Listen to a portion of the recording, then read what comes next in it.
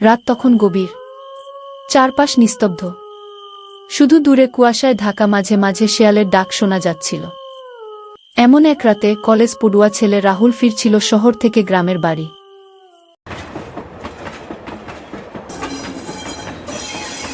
সন্ধ্যাবেলায় ট্রেনটা লেট করায় সে রাত প্রায় 12টার সময় গ্রামে পৌঁছেছে।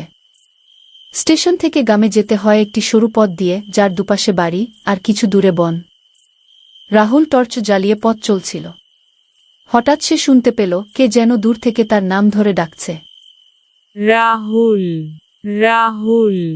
কণ্ঠস্বরটা ছিল খুবই অদ্ভুত, যেন খুব চেনা আবার অচেনা। সে একবার চারপাশে তাকালো, কিছুই দেখতে পেল না। মনে মনে ভাবল হয়তো সে ভুল শুনেছে। হাঁটা চালিয়ে গেল। কিছু দূর যেতেই আবার সেই ডাক, একটু কাছে থেকে, রাহুল, এখানে আসো। এখন রাহুলের গায়ে কাঁটা দিয়ে উঠল।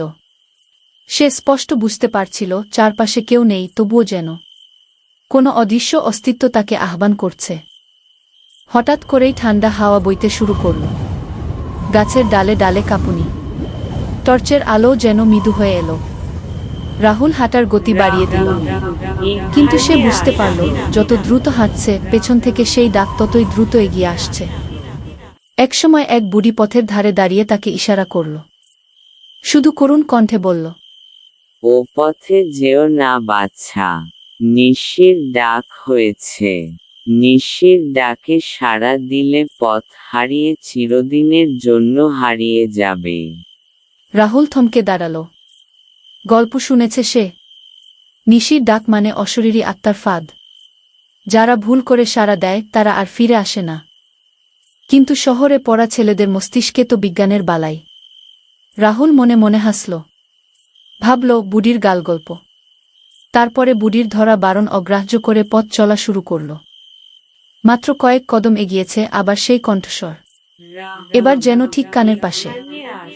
রাহুল টের পেল তার পা যেন হঠাৎ করে ভারী হয়ে গেছে। চলতে পারছে না। মনে হচ্ছিল চারপাশের অন্ধকার তাকে গ্রাস করছে। তারপর হঠাৎ করেই সে দেখতে পেল পথের পাশে একটা কঙ্কাল দাঁড়িয়ে আছে। লম্বা মুখ, দুটো লাল চোখ ঠিক তার দিকে তাকিয়ে আছে। কঙ্কালটা হাত বাড়িয়ে বলল, মার সঙ্গে চলো। রাহুলের বুকের ভেতরটা জমে গেল। মাথায় তখন বুড়ির কথাগুলো বাজতে লাগল। সাহস করে সে চোখ বন্ধ করে একটা মন্ত্র উচ্চারণ করতে লাগল, যা তার দিদা তাকে শিখিয়েছিল ছোটবেলায়। ওম দুর্গায় নমঃ, ওম দুর্গায় নমঃ। কিছু মুহূর্ত পর রাহুল দেখল কঙ্কালটি হাওয়ায় মিলিয়ে গেছে। চারপাশে আবার নিস্তব্ধতা নেমে এসেছে। অবশেষে সে তার বাড়ি দেখতে পেল। বাড়িতে ঢুকে মায়ের কাছে গিয়ে সব ঘটনা খুলে বলল। মা শোনার পরে বললেন, তোমাকে সাবধান করেছিলাম আগে থেকেই, রাত গভীর হলে স্টেশন থেকে একা ফিরো না। নিশির ডাক এই গ্রামে নতুন কিছু নয়। অনেকেই হারিয়ে গেছে ওই ডাকের ফাঁদে। তুমি ফিরে এসেছো মায়ের আশীর্বাদ আর নিজের মনের শক্তির জোরে। রাহুল বুঝতে পারল বিজ্ঞানের পাশাপাশি বিশ্বাস, সতর্কতা আর মনের দৃঢ়তা কতটা জরুরি। কিছু কিছু রহস্য বিজ্ঞানের গণ্ডির বাইরেও রয়ে যায়। অতএব অভিজ্ঞদের কথা শোনা, সাবধান থাকা এবং নিজের বিশ্বাসের উপর আস্থা রাখা জীবনে অতি আবশ্যক।